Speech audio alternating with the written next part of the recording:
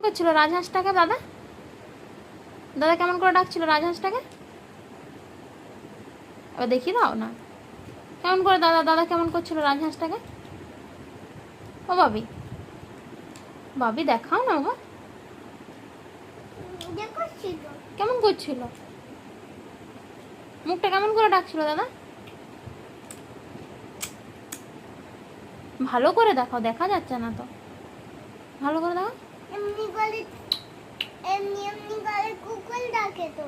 আচ্ছা, তাহলে রাজহাঁসটাকে কেমন করে ডাকছিল দাদা? করে। আচ্ছা, একটু আগে কেমন করে দেখালে তুমি? দাদাকে বলো তুমি কেমন করে আশাটাকে ডাকছিলে। কেমন করে ডাকছিল? দাদাকে বলতে হবে।